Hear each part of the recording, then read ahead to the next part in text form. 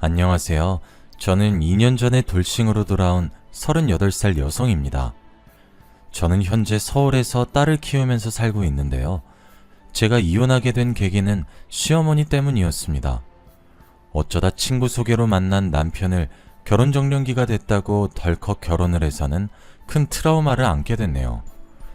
며느리를 자기 발톱에 낀 때보다 못하게 여기고 돈만 밝히는 시어머니 때문에 지금도 제가 밤마다 잠을 못 이루고 있습니다. 꾸는 꿈마다 시어머니가 나오는데 정말 자기가 고통스럽더군요. 하마터면 그 지옥 속에 살 줄 알았는데 친정엄마의 도움으로 간신히 결혼 생활을 정리할 수 있었죠.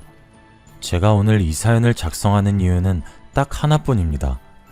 시댁살이는 생각보다 녹록지 않다는 걸 말씀드리고 싶으니 어렸을 때 일부터 차근차근 말씀해드리도록 하겠습니다. 제 부모님은 두 분 다 택시 운전을 하셨어요. 아버지는 제가 어렸을 때는 트럭 운전을 하셨는데 크게 사고가 난 다음에 트럭 운전을 접고 다른 일을 하시다가 택시 운전을 하게 되셨죠. 엄마는 성격이 남자답고 화통하셔서 결혼하기 전부터 여러 가지 일을 하시다가 아버지를 따라서 택시를 몰게 되셨습니다. 밤늦게 운전을 하다 보면 술에 취한 남자 손님들이 간혹 엄마가 여자라고 우습게 여기고 짓궂은 농담을 던지는 일이 잦았습니다. 게다가 요금으로 시비를 경우가 있었는데 엄마는 그런 일에 휘둘리지 않고 야무지게 대처하시곤 했죠. 진상 손님을 만나거나 싸움에 휘말리게 될 뻔한 이야기는 늘 퇴근 후에 전해 듣곤 하였습니다. 한 번은 젊은 청년 둘이 목적지에 도착하자 택시 요금 문제로 시비를 걸었다고 합니다. 아줌마, 왜 뺑뺑 돌아서 오는 거야? 돈 더 받아내려고 그러는 거지?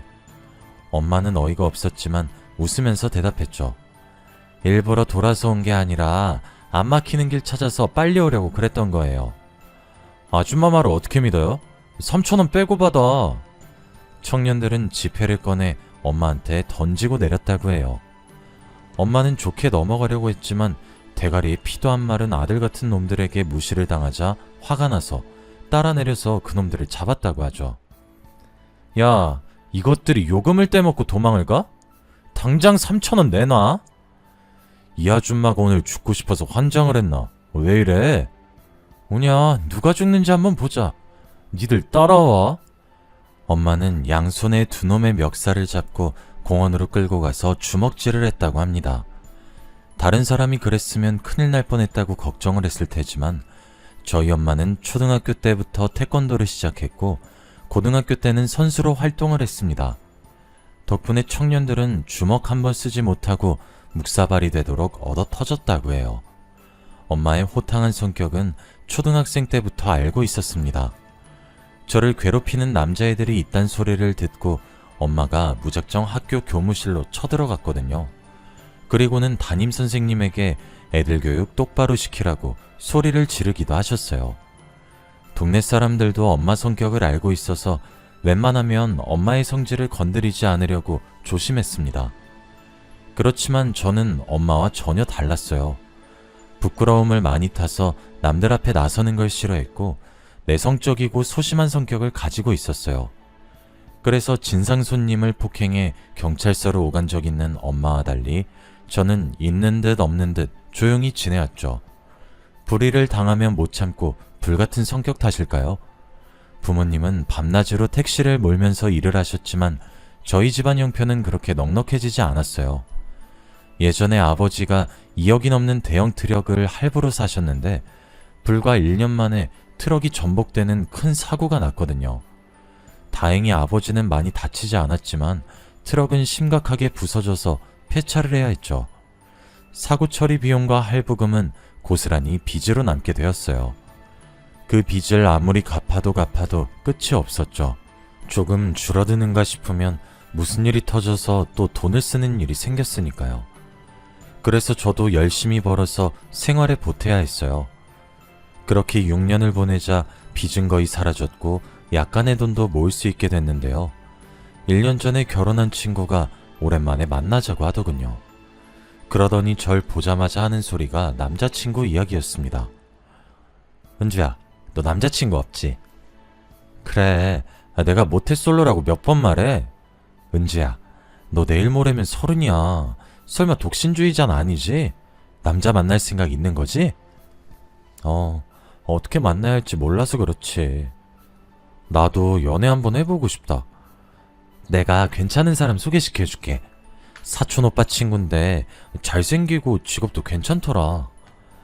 1년 전에 결혼을 한 친구가 남자를 소개시켜주겠다고 해서 만나보았습니다. 회사 근처 카페에서 만났는데 성격도 밝고 배려심도 좋으셨어요. 제약회사 연구원으로 근무하고 있다고 해서 저도 마음에 들었죠. 그래서 두어 달 만남을 이어가다가 정식으로 프로포즈를 받게 되었어요. 아무래도 제 남편이 저보다 나이가 7살이나 더 많아서 결혼이 급한 상태였죠.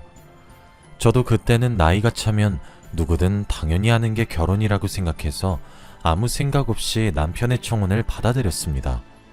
그것이 제 인생의 첫 번째이자 가장 치명적인 실수가 될 줄은 꿈에도 몰랐어요.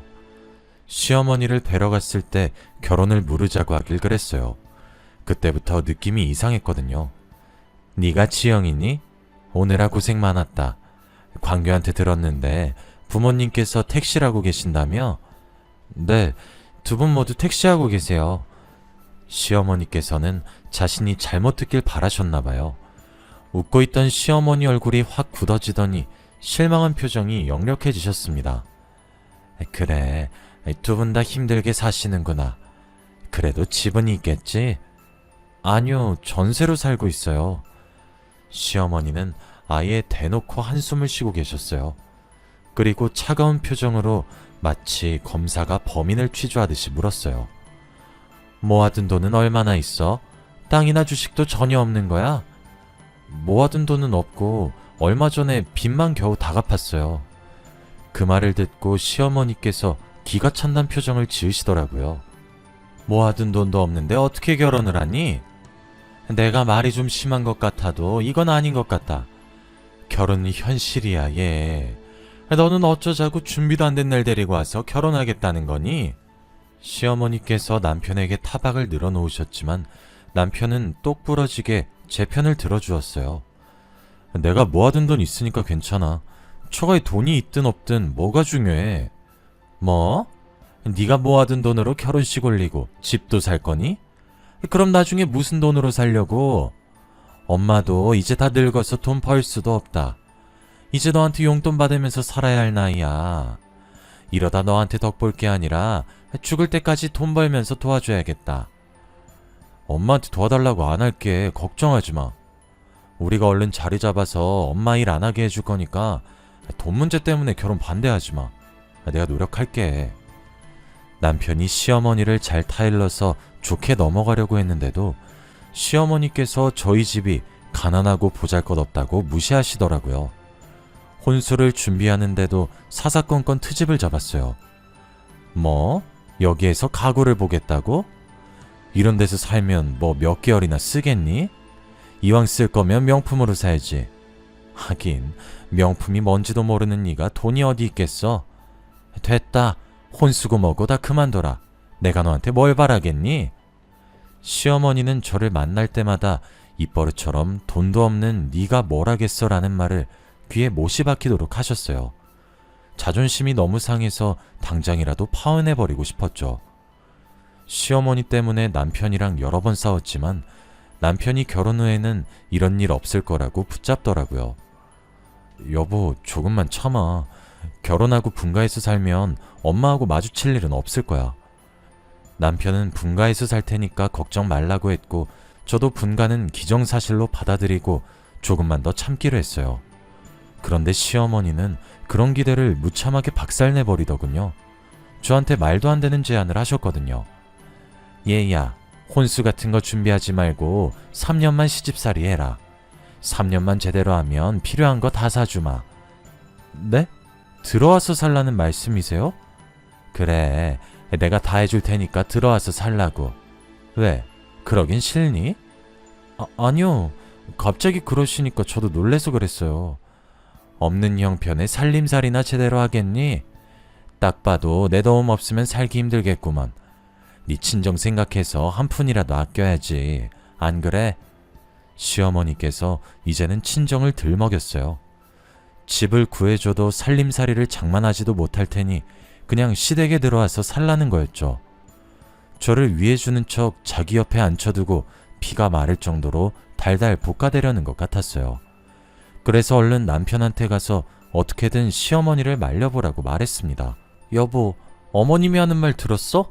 우리 살림 합치겠대. 당신이 가서 우리 분가해서 살겠다고 해.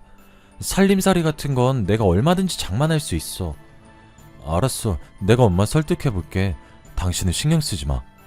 정말이지? 진짜로 잘 말해서 우리 분가시킬 거지? 그래. 내가 잘 말해볼 거니까 행여나 이상한 말 하지 마. 하지만 남편 말과는 달리 시어머니께 아무 말도 안 하는 것 같았죠. 시어머니 눈치만 보면서 분가는 말도 꺼내지 않았거든요. 남편을 닥달해봤자 언성만 높아질 것 같아 답답한 마음에 친정엄마에게 전화를 걸었습니다.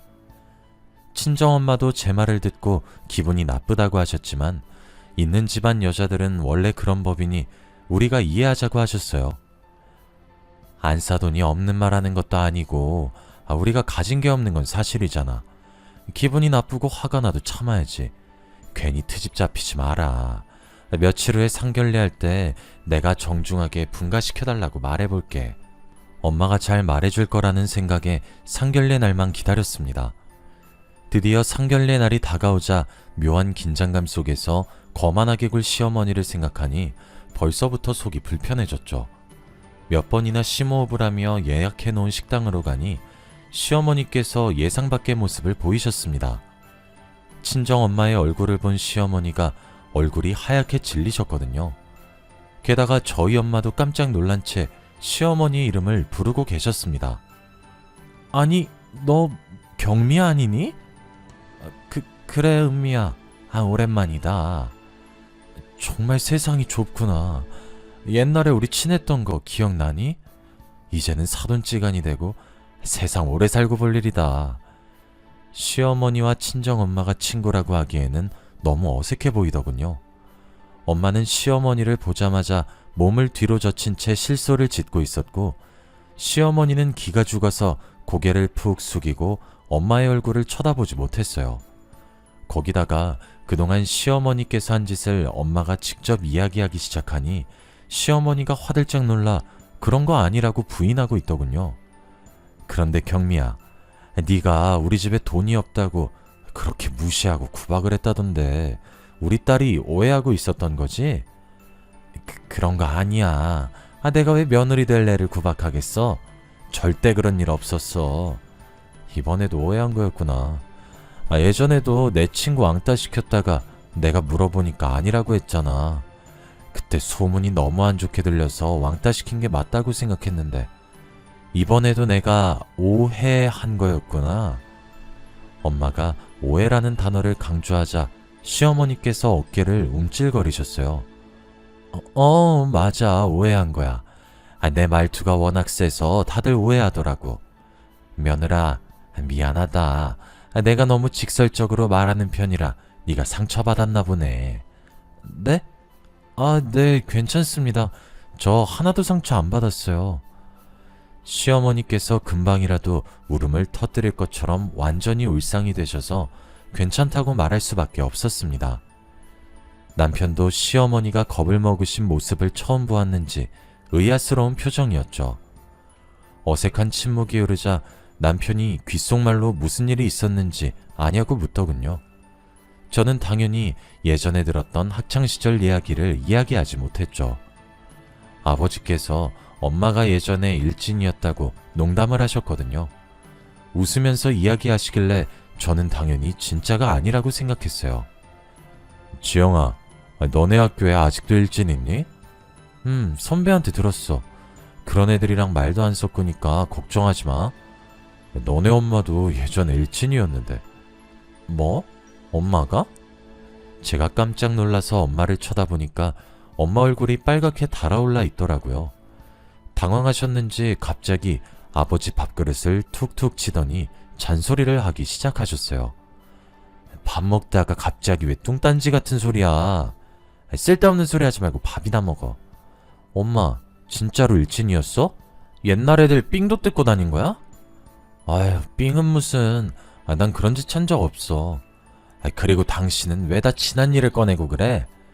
아니, 당신이 예전이랑 너무 많이 달라져서 장난 좀 쳐봤어. 그럼 당신은 예전이랑 똑같나? 선생들 몰래 삥 뜯다가 구렛나루 쥐어뜯긴 것도 말해줘? 그 이야기는 왜 꺼내? 삥 뜯은 게 아니라 애들이랑 장난치다가 장난은 무슨 매일 삥 뜯는 걸로 유명했으면서. 저는 당연히 엄마와 아버지가 중매로 만난 줄 알았어요. 제 친구들 부모님 소개로 만났다길래 우리 부모님도 그러겠거니 했는데 학창시절부터 서로를 알고 있을 줄은 꿈에도 몰랐죠. 제가 둘이 어떻게 친해진 거냐고 물으니까 아버지는 어떻게 엄마를 만나게 되었는지 말해주었어요.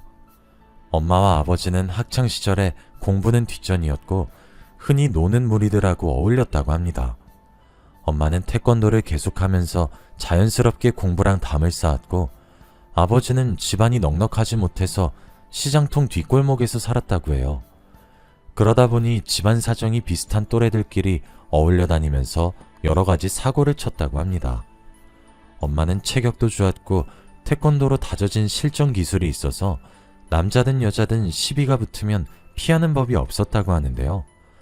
싸워서 진 적이 한 번도 없었다는 말에 평범해 보였던 엄마가 다시 보였죠. 엄마가 남자랑 싸웠는데 다 이겼다고? 말도 안 돼. 나도 싸움은 한가닥 했는데 네 엄마한테 깨졌어. 그게 고등학교 2학년 때였나? 엄마의 싸움 실력을 알아본 일진들이 엄마를 꼬드겨서 한동안 일진들이랑 어울렸다고 해요. 겁이 없었던 엄마와 친구들은 길거리를 돌아다니다가 남학생들과 시비가 붙은 적이 있었다고 합니다. 그때 아버지가 엄마와 1대1로 붙었는데 졌다고 하죠. 그날 이후로 마주치기만 하면 으르렁거리던 사이가 미운 정이 생겨서 결국에는 사귀게 되었다고 하는데요. 졸업 후에도 계속 만나다가 5년 후에 결혼해서 저를 낳았다고 합니다. 엄마와 아버지가 이런 과거를 갖고 있어서 시어머니도 저를 못살게 구는 걸 멈췄나 봅니다. 그날 이후로 제 결혼 생활이 완전히 달라졌거든요. 저희 부부 뜻대로 당연히 분가를 하게 되었고 결혼 후에도 저는 계속 직장을 다닐 수 있게 되었습니다. 애를 낳을 때까지는 사회생활을 계속할 생각이었고 시어머니도 허락을 하셨어요. 게다가 집안일도 시어머니께서 알아서 해주시더군요. 덕분에 저는 시어머니가 차려주는 아침을 먹고 출근할 수 있었습니다. 집에 돌아와서도 집안일을 할 필요가 없었어요. 시어머니께서 시댁과 저희 집을 오가면서 집안일을 도맡아서 하셨습니다. 제가 하겠다고 말려도 기어코하시겠다고 하더라고요. 어머님, 집안일은 제가 알아서 할 테니까 이제 오지 마세요. 계속 이러시면 제가 부담스러워요. 아니야, 내가 좋아하는 일이니까 넌 신경 쓰지 말고 회사 일만 열심히 하거라. 도대체 어머님의 학창시절이 어땠길래 이렇게 변해버리신 걸까요? 요즘은 왕따를 심하게 시키면 뉴스에도 나오곤 하잖아요. 그 정도로 애를 괴롭힌 걸까 싶어서 일하다가도 괜히 상상이 되더라고요. 이러다가 큰 트러블이 일어나는 거 아닌가 싶을 정도로 시어머니께서 제 손에 물 한 방울 묻히지 않으셨어요. 그러던 어느 날 저녁 시간이었어요. 시어머니가 차려준 밥을 먹고 있는데 엄마한테 전화를 왔더라고요. 엄마, 무슨 일이야? 이번 주말에 김장하려고 하는데 너 시간 괜찮지? 어쩌지? 이번 주말에 출장 잡혀 있어. 아니, 저번 주 주말도 출장이었잖아. 뭔 놈의 출장이 왜 이렇게 많니? 지점에 문제가 생겨서 내가 해결해야 하는데 담당자가 주말밖에 시간이 없다고 해서. 그럼 할 수 없지. 나 혼자 하마. 엄마가 통화를 마치자 시어머니가 다가왔어요. 무슨 일이냐? 은미가, 아니, 안사돈이 뭐라고 해? 이번 주말에 김장할 건데 제가 시간이 없어서 못 도와드릴 것 같아요. 그래? 그럼 내가 가서 해주마. 어머님이요? 괜찮아요. 그러실 필요 없어요. 아니다. 이제 한 식구인데 손이 필요하면 당연히 가서 도와야지. 진짜로 시어머니가 친정으로 가서 김장을 거들어 주더라고요. 며칠 후에 엄마에게 전화를 걸어서 물어보니까 시어머니께서 앞으로 필요하면 언제든지 편하게 부르라고 하더군요. 걔가 옛날에는 애들 왕따 시켜서 울리고 전화까지 가게 만들더니 나이 들어서 철이 들었나 보다. 옛날에는 나한테 까불다가 무지하게 맞았거든. 뭐? 시어머니께서 얼마나 괴롭혔길래 그래. 키 작고 소심한 애 데려다가 걸레 빨던 물 붓고 때리고 밟고 나중엔 경찰서까지 갔는데 아휴, 내가 이런 거 말하면 뭐하니? 너만 손해지. 지금은 정신 차린 것 같으니까 그냥 못 들은 걸로 해라. 대략 이 정도로 나쁜 짓을 했다고만 들어서 시어머니께서 눈치 보는 것도 이해가 됐습니다. 괜히 저희 엄마가 입을 여시면 동네 소문나고 남편 평판도 안 좋아져서 잘리거나 승진에 영향이 갈 수도 있으니까요. 지금은 시어머니께서 잘해주시고 제가 생각했던 것보다 결혼 생활에 큰 만족감을 느끼고 있었습니다. 회사 일도 바쁘다 보니 괜히 과거 일을 캐낼 필요는 없다는 생각이 들었죠. 그렇게 2년이 지나고 저희 부부 사이에 딸 하나가 생겼습니다. 저도 이제 직장을 그만두려고 부장님과 면담 자리를 가졌는데요. 부장님께서 한사코 말리시더라고요. 장대리, 지금까지 고생해놓고 이제 와서 왜 그만두려고 그래. 애 낳고 지금까지 잘 다니고 있었잖아. 이제 곧 승진할 텐데 계속 근무해. 그동안 고생한 보상은 받아야지. 그치만 저희도 자녀 계획이 더 있어서 가정에 충실하고 싶은데. 장대리가 지치고 힘들어서 이러는 거 이해해. 그런데 애 한 명 더 가질 거면 돈이 더 필요할 거 아니야. 곧 있으면 좋은 소식 생길 거니까 좀만 더 기다려보자. 부장님께서 저를 붙잡으려고 괜히 하시는 말씀이라고 생각했습니다. 그런데 진짜로 몇 달 뒤 승진을 하게 되었죠. 연봉도 오르고 더 편하고 좋은 조건으로 일하게 되어서 그만두지 말까 고민이 되었죠. 퇴근 후 저녁 식사 자리에서 이 고민을 털어놓으니 시어머니께서 나서서 이야기해 주시더군요. 길게 고민할 거 없다. 네가 직장생활 하고 싶으면 계속해. 애는 내가 맡을 테니 걱정하지 마라. 정말요? 어머님 정말 감사해요. 대신에 이제부터 집안일은 제가 다 할게요. 어머님은 애만 봐주세요. 오니야, 앞으로 그렇게 하자. 시어머니 덕분에 워킹맘으로 근무를 이어나갔고 저는 이제 계장님이라고 불리게 되었습니다. 시어머니의 도움으로 일을 하는 사이에 회사에서 3년을 버틸 수 있었죠. 그러다가 한 신입이랑 친하게 지내게 되었는데요. 성격이 싹싹하고 부침성이 좋아서 여직원들에게 인기가 정말 좋았어요. 미혼인 여직원들이 모이기만 하면 신입 이야기를 하더라고요. 태승씨 있잖아. 성격 좋고 인물만 헐칠한 게 아니라 업무 능력도 완전 짱이야. 신규 사업 발표도 태승씨가 속해 있는 팀이 맡을 거래. 잘생기고 능력 있는데 여자친구도 없다며? 누군지 몰라도 태승씨하고 사귀는 여자는 대박이겠다. 그 대화만 엿들어도 여직원들의 인기를 한 몸에 독차지하고 있는 것 같았죠. 그런데 그런 신입이 저한테 관심을 가지니까 이상하더군요. 저보고 단둘이 커피를 마시자고 하더니 누나라고 부르겠다고 하는 거 있죠. 뭐? 누나? 너 커피 마시고 취했니? 커피에 술이라도 탄 거야? 상사한테 누나는 좀 아니다.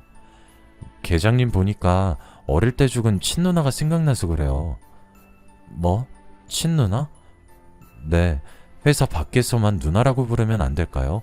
신입이 간절하게 쳐다보면서 말하는데 안 된다고 말할 수가 없었어요. 회사 밖에서 볼 일이 없을 테니 그러라고 둘러대고 얼른 자리를 피하고 말았죠. 그런데 그 뒤로 신입이 자꾸만 친한 척을 하기 시작했어요. 처음에는 누나처럼 생각해서 그런 거라고 생각했는데 이제는 점점 제게 딴 마음을 품고 있을 거란 상상이 들더군요. 그러다가 어이없는 엄청난 사건이 터지고 말았어요. 신입이랑 같이 창원에 있는 공장으로 출장을 갔는데 현장 도착이 너무 늦어져서 난감한 상황이 펼쳐졌어요. 관계자들이 이미 모두 퇴근한 뒤였거든요. 기다리라고 미리 연락을 했어야 했는데 그걸 까먹다니. 누굴 탓할 수도 없는 노릇이라 하는 수 없이 하룻밤 모텔에서 묵게 되었어요. 신입이랑 같이 방을 쓸 수 없으니 당연히 방은 따로 잡았죠. 제가 묵을 방에 들어와서 불을 끄고 잘 준비를 하고 있을 때였습니다. 핸드폰을 보고 있었는데 실수로 카메라가 켜졌는데 TV 선반에 이상한 것이 보이더군요.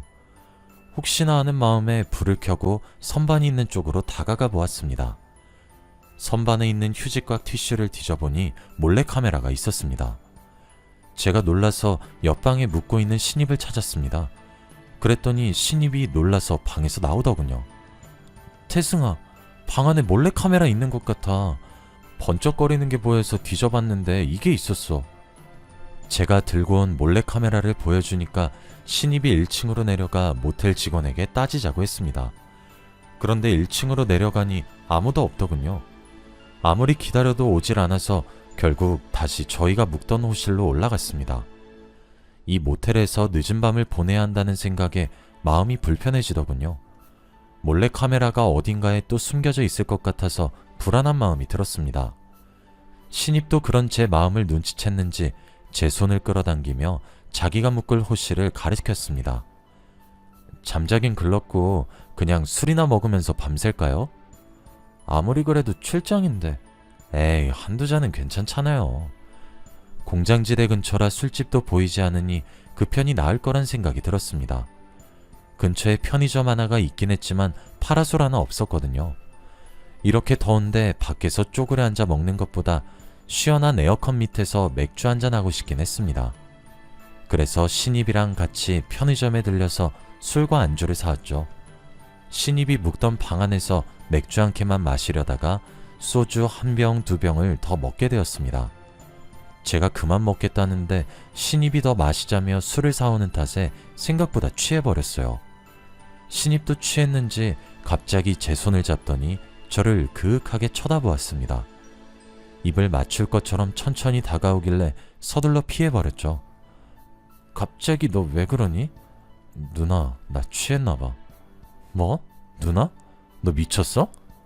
신입이 제게 안겨서 애교를 떠는데 어떻게 못 피하겠더라고요. 제 품 안에 파고들길래 있는 힘껏 밀어냈지만 역부족이었습니다. 그때 술이 확 깨서 몰래 카메라고 뭐고 신입이 얼른 술에서 깨길 기다렸습니다. 시간이 좀 지나서 신입이 술이 깼는지 자기가 옆방에 가서 자겠다고 하더군요. 진짜로 신입이랑 입을 맞추거나 잔 것도 아니라서 잊으려고 했습니다. 어차피 회사에서 마주칠 사람이니 모른 척하고 있으려고 했죠. 그런데 출장을 끝내고 집으로 돌아오자마자 시어머니께서 대뜸 제 뺨을 때리셨습니다. 너 미쳤어? 감히 내 아들 몰래 바람을 펴? 네? 제가 바람이라뇨? 갑자기 무슨 짓이에요? 지금 몰라서 물어? 입이 있으면 어디 말이라도 해봐. 시어머니는 휴대폰에 있는 모텔의 CCTV 영상을 제게 보여주었어요. 저와 신입이 탄 차가 모텔로 들어갔고 둘이서 방에 들어가는 모습이 찍혀 있었죠. 뿐만 아니라 방 안에 있는 모습도 녹화가 되어 있었어요. 신입이 술에 취해 제게 안기는 장면까지 찍혀 있어서 누가 봐도 충분히 오해할 만한 상황이었습니다. 그래서 제가 어떻게든 설명을 해드리려고 했는데요. 어머님, 그게 아니라 출장 스케줄에 차질이 생겨서 급하게 들어간 모텔이었어요. 근데 제 방에 몰카가 있어서 신입이랑 같이 시간만 때우려고 술 마시다 사단이 난 거예요. 근데 이 신입이 술버릇이 좀 있어서 절 아는 것 뿐이에요. 진짜로 이 신입이랑 자거나 그런 사이 아니었어요. 뭐? 내가 네 말을 어떻게 믿어? 너랑 바람핀 놈이 전부 실토했다. 이래도 아니라고 잡아댈 거야? 바람이라뇨. 태승씨가 시어머니한테 찾아가서 다 말했다고요? 이 CCTV도 태승씨가 준 거예요? 그래, 우리 아들 몰래 태승씨 하면서 아주 친하게 지낸 모양이지? 너 같은 년 믿은 내 잘못이지. 내가 뭐하러 널 딸같이 챙겨줬나 몰라. 어? 시어머니가 잔뜩 흥분한 채 제 머리채를 쥐고 흔들었어요. 우리 회사 신입이 시어머니한테 CCTV 영상을 넘겼다니 도대체 무슨 사이길래 이런 짓을 저지른 걸까요? 설마 계획적으로 접근해서 제 약점을 만든 것은 아닐까 하는 생각에 머릿속이 복잡해지기 시작했어요. 그놈이 파놓은 함정에 빠졌단 생각밖에 안 들어서 속에서 분노가 치밀어 오르더군요. 어머님, 이러지 말고 손 놓으세요. 태승씨랑 무슨 사이예요? 무슨 사이길래 이런 짓을 한 거예요? 이런 짓이라니? 이게 미쳤나? 유부녀가 총각하고 바람 피워놓고 이렇게 뻔뻔할 줄이야. 몰카도 일부러 설치해 놓은 거죠. 어머님이랑 태승씨가 작당한 거잖아요. 작당하긴 뭘 작당해. 내가 너 신고해서 깜빵에 쳐넣을 거야. 저는 태승 씨를 데려와 삼자대면하자고 했지만 듣지 않으셨어요. 시어머니는 저를 바람난 년으로 몰아붙이면서 당장 이혼하라고 난리를 치셨죠. 게다가 친정을 찾아가서 엄마에게도 증거들을 보여주면서 절 치욕스럽게 만드시더라고요. 당연히 저희 엄마는 시어머니의 말을 믿지 않으셨습니다. 너 진짜야? 네가 이런 짓을 저지른 거야? 아니야, 나 억울해. 출장 갔다가 모텔에 몰카가 있어서 무서워서 시간만 때우려고 술 한잔한 거야. 진짜로 잔 것도 아니고 그런 사이 아닌데. 나한테도 이렇게 말하더니 그게 말이 된다고 생각하니? 학교 다닐 때도 나 괴롭히더니 딸 자식 가르쳤을지 안 봐도 뻔하다.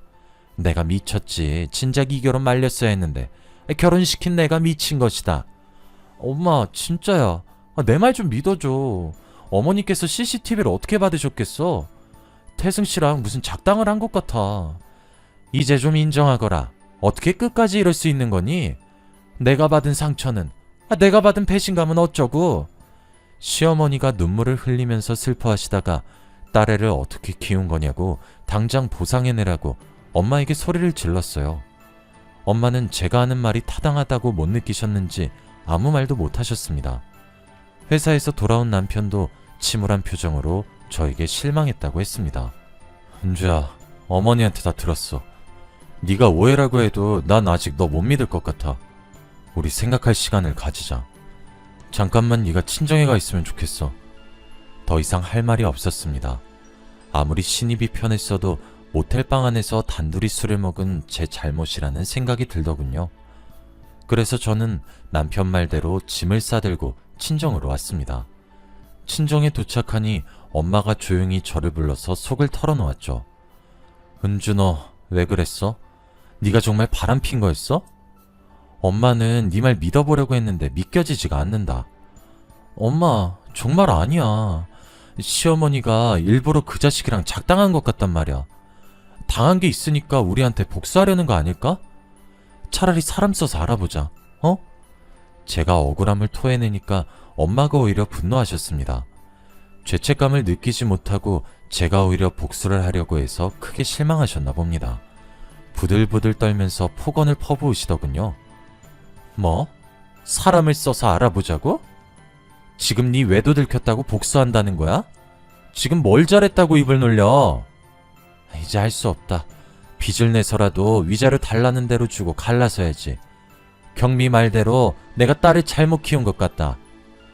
엄마가 가슴을 치면서 눈물을 삼켰고 그런 모습을 보는 저는 억울하고 분해서 속이 뒤집어지는 것 같았어요. 하지만 제 억울함은 풀리지 않고 이혼 소송은 예정대로 진행되고 말았습니다. 그래도 저는 꿋꿋하게 회사에 출근을 했어요. 정작 저를 이런 비참하게 만든 그 자식은 장기 휴가를 내고 회사에 나오지 않았더군요. 그놈에게 왜 이런 일을 꾸몄는지 묻고 싶었지만 연락조차 받지 않아서 그럴 수 없게 되었습니다. 더 기가 막힌 사실은 회사에 어이없는 소문까지 퍼지기 시작했다는 겁니다. 유부녀인 제가 신입을 꼬드겨서 바람을 피웠다는 소문이었죠.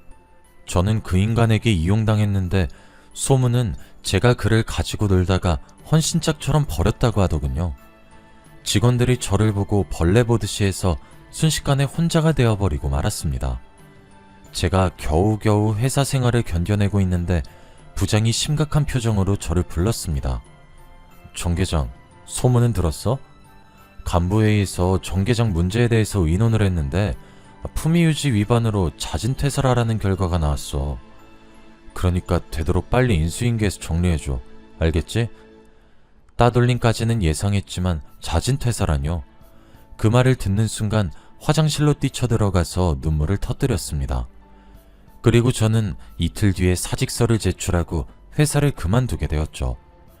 이혼 소송은 절차대로 되었고 위자료를 최소한으로 낮추려고 버티는 중이었는데요. 집에만 있으니 기분이 우울해지고 가슴이 답답해져서 오랜만에 친구를 만나러 나가게 되었습니다. 하필이면 만나기로 한 카페가 제가 다녔던 회사 근처였더군요. 카페 이름이 익숙하다 싶었는데 친구를 만나려고 뒤늦게 카페 위치를 확인하고 미리 알아보지 않은 저를 탓했습니다. 약속 시간이 얼마 남지 않아 친구가 오자마자 자리를 옮기려고 했어요. 그런데 카페에 들어가서 친구를 기다리는데 친구가 오지 않았습니다. 다른 카페에서 보자는 문자를 보내놓고 회사 사람들이 볼까봐 얼른 자리에서 일어설 때였습니다. 그때 익숙한 실루엣이 보여서 소름이 쫙 끼쳤습니다. 제게 사심을 가지고 접근했던 신입과 남편이 창가 자리에 앉아서 진지한 표정으로 무언가 대화를 하고 있더군요. 저는 무슨 대화를 하는지 들으려다가 갑자기 전화벨이 울려서 급하게 카페를 빠져나왔습니다. 친구가 카페 근처에 왔다가 뒤늦게 문자를 보고 제게 전화를 한 것이었습니다. 제가 급하게 카페에서 나오니 저를 보고 왜 여기에 있냐고 묻고 있었습니다. 여기 말고 다른 카페 가자며. 근데 왜 여기에 있어? 땡땡 카페는 너무 멀지 않아? 거긴 왜 가려고 하는데? 너 여기 카페가 직원 할인된다고 좋아했잖아. 혜진아, 나 부탁 한 가지만 하자. 저기 카페 안에 남편이 있는데 나 몰래 이상한 짓 하는 것 같거든? 너만 몰래 들어가서 녹음해주면 안 될까? 뭐? 이상한 짓? 설마 바람 피는 건 아니지? 야, 잠깐만 기다려봐. 내가 꼭 녹음해서 들려줄게. 저보다 더 열이 받은 친구는 남편 뒷자리에 앉아서 녹음을 해주었습니다. 혹시나 들킬까봐 회사에서 멀리 떨어진 카페에서 기다리고 있었는데 1시간 후에 친구가 제가 있는 카페로 들어오더군요. 그리고 핸드폰으로 녹음한 충격적인 대화를 들려주었습니다. 그럼 약속한 3천만 원은 소송 끝나면 바로 주는 거죠? 당연하지. 최소한 1억은 뜯어낼 작정이야. 네가 고생 많았다. 에이, 이런 일은 제가 일가견이 있죠. 직장 사람들만 모르게 해주세요. 사람들이 저도 피해자인 줄 알고 있더라고요. 그래, 내가 하라는 대로만 말하면 은주가 남자 밝히는 꽃뱀인 줄 알고 있을 거야. 내 남편이 날 남자 밝히는 꽃뱀으로 만들었다니. 모두 남편이 저지른 짓이란 생각이 들자마자 시어머니도 한통속이었다는 사실을 녹음을 통해 알게 되었습니다. 시어머니가 남편에게 학창시절 괴롭힘을 당했다는 거짓말을 해 저희 엄마는 물론 저까지 미워하게 만든 것이었습니다. 그리고 저를 이혼시키려고 불륜녀로 모함했던 거죠. 시어머니는 눈에 가시 같은 저를 쫓아내고 위자료는 덤으로 얻을 수 있으니 일석이조였던 겁니다. 화가 머리끝까지 난 저는 작정을 하고 회사 근처에 몸을 숨겼습니다. 그래서 퇴근하고 나온 신입의 멱살을 잡고 골목 쪽으로 들어왔죠. 너 지금 사기치고 있는 거 알고 있어? 나 녹음해놓은 증거 있으니까 바른 대로 말해. 녹음? 무슨 녹음을 말하는 건데요? 그리고 나 잘리면 어쩌려고 그래. 이러다 회사 사람들이 보겠어. 그래, 너랑 같이 골목으로 들어온 사람 많아. 내가 이번엔 네가 꼬신 거라고 소문 좀 내보려고. 어때? 너도 한번 권고사직 당해볼래? 거기에 사기죄까지 추가하려고 하는데. 사기죄? 장 계장님, 미안해요. 내가 비트코인을 했는데 실패해서 빚이 너무 많아서. 그런데 장 계장님 남편이 갑자기 나한테 접근하더니 장 계장님 꼬셔보라고 하는 거야. 둘이 있는 사진만 잘 찍어오면 돈 주겠다고 해서 얼떨결에 저질러 버렸어. 신입이 남편과 시어머니가 시킨 거라고 자백하길래 그 말을 녹음해 두었습니다. 그리고 그 녹음본을 엄마에게 들려주었죠. 엄마는 녹음된 걸 듣고 충격을 받고 입술을 꽉 깨물더니 제 손을 잡고 시댁으로 달려갔습니다. 시모는 당연히 우리를 보고 버럭 소리를 지르고 있더군요. 아니, 여기가 어디라고 찾아와? 썩 안 꺼져?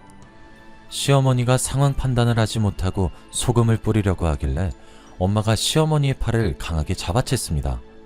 뭐? 썩 안 꺼져? 옛날 일은 다 잊고 인간적으로 잘 대해주려고 했는데 감히 내 딸한테 이런 짓을 저질러? 너 같은 년은 절대 용서 못해. 뭐? 지금 무슨 소리 하는 거야? 잘못은 네 딸이 했다고. 나한테 왜 그래? 시어머니가 끝까지 잘못을 실토해내지 않길래 녹음본을 들려주었죠. 녹음 파일을 들은 시어머니가 그때가 돼서야 사색이 된 채 잘못했다고 빌었습니다. 시어머니가 울면서 빌었지만 엄마는 시어머니를 용서해주지 않았는데요.